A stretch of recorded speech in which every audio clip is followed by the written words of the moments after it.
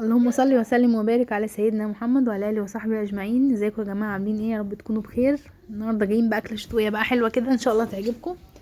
هنعمل محشي. طبعا الشتا ده بيبقى عايز اكلات تدفينا، فالنهارده ان شاء الله هنعمل محشي بطريقه حلوه وان شاء الله تعجبكم. بس يا ريت يا جماعه تجربوا الحاجات اللي انا بعملها، ان شاء الله تعجبكم يعني.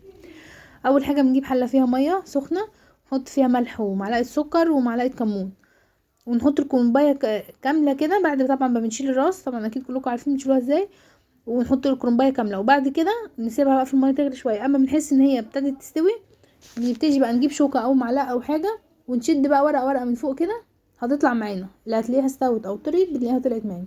نشد كده بكل سهوله بتلاقيها طلعت معانا، نحطها على جنب. ونعمل بقى كده في كل الكميه اللي عندنا، نحط الكرنبايه كلها في الميه، ونفضل نشد واحده واحده كده لغايه ايه اما تخلص كلها، بتبقى استوت كده. والطريقه دي سهله جدا، بدل ما نقطع ونحط في الميه ونهدر كتير، لا كده احسن بكتير. متنسوش يا جماعه شير ولايك وسبسكرايب للقناه عشان القناه تكبر. ولو اي حد عنده ناس او قرايبه وصحابه كده، يا ريت يبعت لهم القناه عشان يشتركوا معانا والعيله بتاعتنا تكبر. بس بالمنظر كده طبعا هنعمل كميه الكرنب اللي عندنا كلها. وبعد كده بعد ما نشيل بقى، طبعا خلاص خلصنا الكرنب كله، نجيبه بقى ونشيل اول حته. هنوريكم بتقطع ازاي كده، عشان لما تيجي نحشي بالمنظر ده بيبقى سهل علينا. بتبقى حته طويله كده، بناخد منها على قد الصباع اللي احنا عايزينه ونسيب الباقي. طبعا كده بيسهل علينا جامد جدا. هنجيب واحده تاني، بنشيل اول حاجه العرق اللي هو فوق ده الناشف، نشيله ونستبعده خالص منها، بالسكينه كده نعملها زي المثلث كده، ونشيل الحته دي. وبعد كده نلفها كلها ونبرمها كده على بعض. وبعد كده نروح عاملين نلفها بقى، يعني نقطع كده بالسكينه على حسب بقى المقاس اللي انتوا عايزينه. انتوا بتحبوه صغير بتحبوه كبير، بس هو طبعا الصغير بيبقى احلى بكتير يعني. بس بالشكل اللي انتوا شايفينه دوت، هنقطع بقى المكعبات زي ما احنا عايزينها. هي بتبقى كيوبز يعني زي ما انتوا عايزين بقى، كبيره صغيره اللي انتوا عايزينه. اما بنعمل كده الكميه كلها وبنيجي نحشي بقى في الاخر، بتبقى سهله علينا. بناخد الورقه الطويله دي ونحشي على قد الصباع اللي احنا عايزينه ونقطعها، وبعد كده نكمل بقى بقيه المحشي كله بالمنظر ده. متنسوش يا جماعه ذكر الله في الاوقات الفاضيه اللي في الفيديو، واي اوقات فاضيه في اليوم او مش فاضيه، لازم يبقى الانسان ليه ورد كل يوم يقرا قران فيه ويذكر الله كل يوم عشان ربنا يكرمنا في حياتنا. اللهم صل وسلم وبارك على سيدنا محمد وعلى اله وصحبه اجمعين. بالمنظر ده اللي انتوا شايفينه. هنعمل طبعا بقى الكميه كلها اللي عندنا، بس انا عملت كذا واحده عشان اوريكم بتبقى عامل ازاي يعني، وبيبقى شكله عامل ازاي في الاخر. وطبعا اللي هيخزن بقى الكرنب مثلا خلاص بيجي عند الخطوه دي وياخد الكيوبس اللي احنا حاطينها ديت، ونحطها في طبق فويل او زي ما احنا عايزين نخزن، او في اكياس بلاستيك، ونحطها ونشيلها في الفريزر. خلاص بتقعد معانا بقى الوقت اللي احنا عايزينه.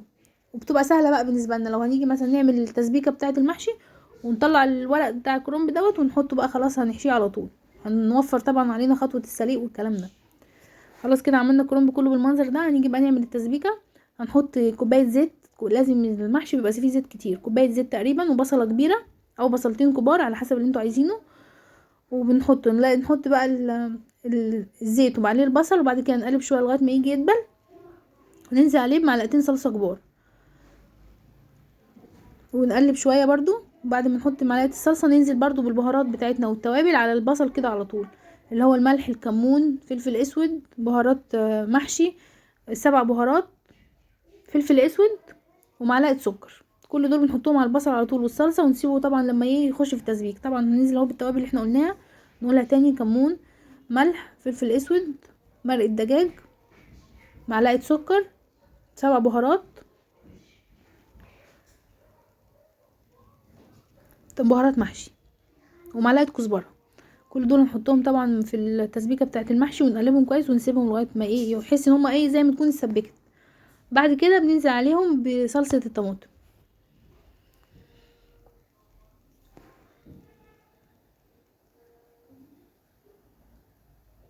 الشطه حسب الرغبه طبعا. اللي عايز يحط شطه كتير يحط، اللي عايز يحط شطه قليله براحته. الشطه دي بقى تبقى حسب اللي هياكل يعني. بس ونسيبهم بقى كده يسبكوا مع بعض شويه. وبعد كده بعد ما نحس خلاص ان هم خلاص يعتبروا قربوا يسبكوا، ننزل عليهم بقى بصلصه الطماطم اللي هي الفريش، ونسيبهم بقى خالص مع نفسهم. التسبيك ده بقى يا جماعه اللي هو بنحس ان الزيت فصل عن الصلصه، تحس الزيت راح في حته والصلصه في حته لوحديها. ده يبقى كده اتسبكت خالص. ويبقى كده نبتدي بقى نحط عليها الرز والخضره بتاعتنا.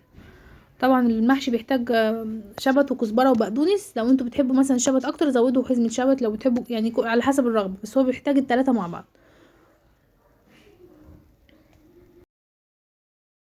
هنا بقى نحط قرن فلفل حامي برضو في التسبيكه كده قبل ما نحط صلصه، ونقلبه شويه. اول ما ريحه الفلفل الحامي تطلع ننزل بقى عليه بصلصه الطماطم. الاكله دي يا جماعه بتبقى حلوه جدا في الشتاء، بتبقى بتدفي كده، تحس ان انت اتدفيت يعني. قولوا لنا بقى يا جماعه، بتحبوا محشي الكرنب ولا لا، ولا بتحبوه هو اكتر، ولا البتنجان والفلفل والكوسه والحاجات دي؟ احنا بنحب محشي الكرنب اكتر من الحاجات التانية. كده نزلنا عليه بالصلصه صلصه الفريش، يعني الطماطم الفريش، هننزل عليها بالتسبيكه اللي احنا عملناها، الصلصه والبصل والتوابل، ونسيبهم بقى مع بعضهم كده. خلاص ده وقتها خلص. نسيبها بقى على النار لغايه ما تتسبك خالص، الزيت يفصل عن الطماطم، والطماطم تقصر بقى، تبقى حبه صغيرين كده في الحله. خلاص. وده شكل طبعا الكرنب بعد ما كنا قطعناه كده بالشكل ده. وهنجيب بقى دلوقتي طبق، لو احنا مثلا عايزين نخزن، طبعا احنا مش هنستخدم الكميه دي كلها، هنجيب طبق كده يكون عندنا احنا شايلينه، ونحط فيه الكميه اللي احنا عايزين نشيلها بالمنظر ده كده. هنفرزه بقى لو احنا مثلا عايزين نفرز الكرنب، هنجيب الكرنب ده ونحط بقى بشكل حلو طبعا كده في الطبق، ونغلفه بستريتش، ورق استريتش فويل كده، الاستريتش البلاستيك يعني. وبعد كده او نحطه في كيس بلاستيك برضو عادي، هي نفس النتيجه يعني. ونحطه في الفريزر. خلاص يبقى كده دوت لاي وقت نيجي نستخدمه، هنطلع الطبق والتسبيكه جاهزه نعمله على طول.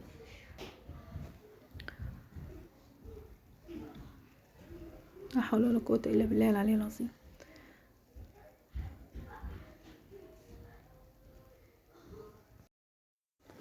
طبعا هنشيل الكميه اللي احنا عايزينها محتاجينها هنحطها في الطبق. طبعا كل واحد عارف طبعا هو يعني بيحتاج كميه قد ايه. وممكن نعمل كل الكميه دي نحطها في اطباق زي ده كده، وندخلها كلها الفريزر، لا زي ما احنا عايزين. طبعا رمضان والحاجات دي بنحتاج يبقى حاجات جاهزه، لان الواحد بيبقى عايز مثلا طبعا يصلي يقرا قران، ما يبقاش مقضي الوقت طبعا كله في المطبخ يعني. عشان كده بيبقى فيه تجهيزات قبل رمضان. اللهم بلغنا رمضان غير فاقدين ولا مفقودين يا رب. خلاص كده هنعمل كده الكميه دي، وبعد كده هنرجع طبعا تكون الصلصه اتسبكت. بعد ما الصلصه طبعا تسبك هننزل عليها بالخضره اللي احنا مقطعينها كويس، وبالرز. طبعا هندي الرز الاول في الصلصه وهي على النار، نفضل نقلب فيه شويه نحس ان هو برضو ناشف شويه، وبعد كده ننزل عليه بالخضره اخر حاجه، ونطفي النار على طول.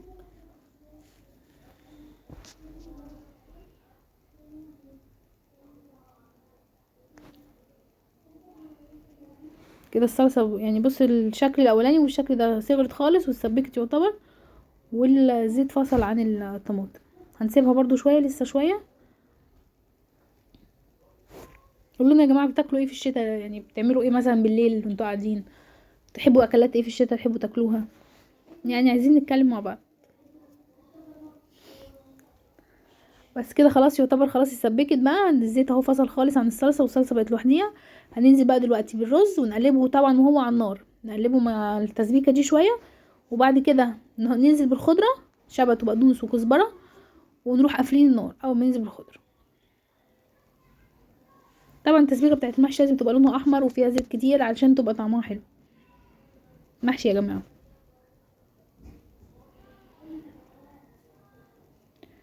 بس هنقلب بقى كده كويس، وبعد كده هننزل بالخضره.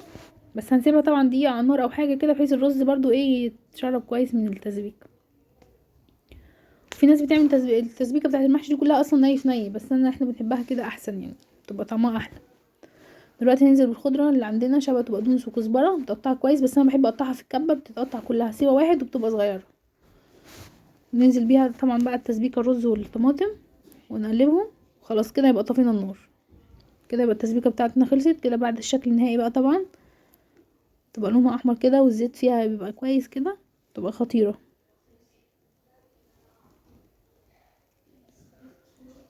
بعد كده بقى هنيجي مرحله ايه، ان احنا نحشي بقى المحشي. خلاص كده خلصنا، نسيب بقى الرز يبرد سيكه بس عشان خاطر ما نعرف نحشي، وبعد كده نبتدي ايه نحشي بقى المحشي بتاعنا.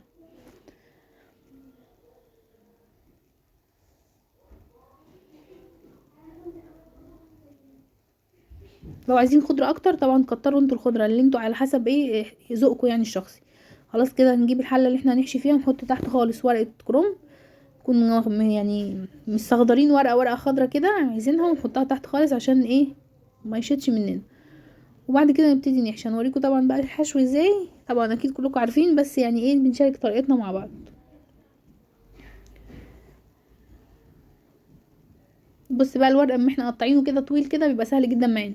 بنجيبها نقطع الحته اللي احنا عايزينها، نسيب الباقي ونجيب كده نحط كميه الرز في المحشي اللي احنا عايزينها ونلف كده، نلف على ورا كده، يبقى سهل معانا جدا وبيطلع الصباع صغير وشكله حلو جدا. ونحط بقى نبتدي نرص ايه بقى المحشي كله كده بنفس الطريقه بقى بالمنظر ده كده.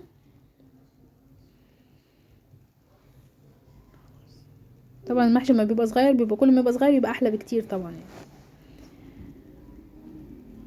واي ورقه حتى لو فيها قطع او حاجه بنعرف يعني ان تتدارى يعني في وسط ما انت بتحشو بتتدارى معانا.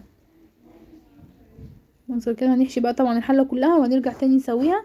احنا بنسوي بقى المحشي بنص كوبايه ميه، يعني الحله دي كلها هتاخد من نص كوبايه ميه، وساعات ما بنحطش ميه خالص، بنحطها على النار ونوطي خالص، هي بقى بتستوي مع نفسها بتبقى جميله جدا. لما بشوف ناس بتحط المحشي بتملاه ميه خالص على للاخر يعني. مش عارفه بصراحه، ما جربتش املاه ميه كده، بس الطريقه دي بتبقى حلوه جدا. هي لا اما نص كوبايه ميه بس، لا اما من غير ميه خالص. عندنا خلاص كده حشينا، نكمل بقى الحله كلها ونبتدي بقى نرجع نشوف هنسويه ازاي بالمنظر ده كده.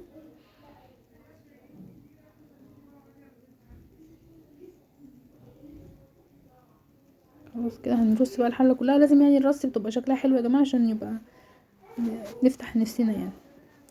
خلاص كده هنيجي بقى نشوف بعد ما خلصناها كده. خلاص خلصنا الحله كلها. وكان عندي 3 قرن فلفل حملتهم برضو عشان بيدوا طعم وريحه حلوين جدا في المحشي. حطيناهم كده، الحله خلصت وحطينا الفلفل من فوق.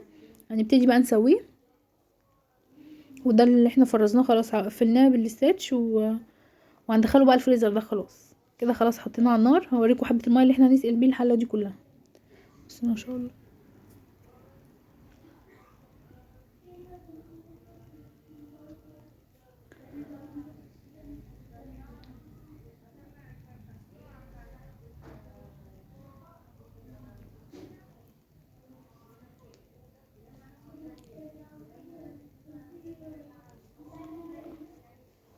يا ريت يا جماعه الكل يشوف الفيديو يحط لايك، لو وصل معانا للحته ديت يحط لايك ويحط ويعمل شير ويقول لنا رايه في الكومنتات تحت.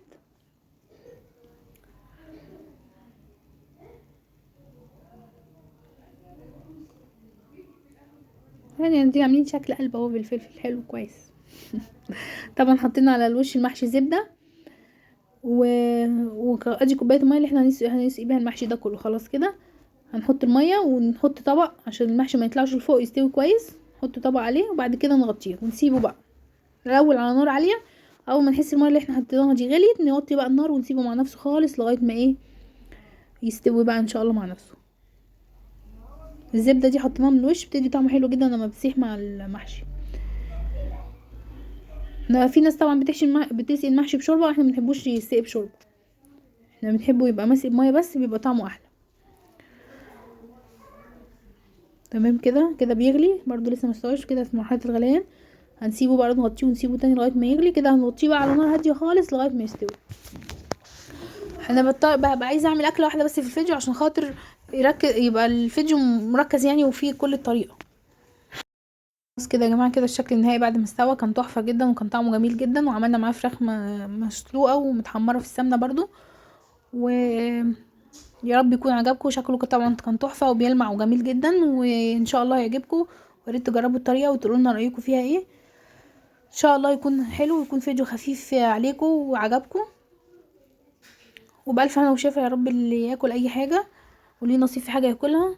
بس كده يكون الفيديو بتاعنا خلص. بس كده استودعتكم الله، مع السلامه.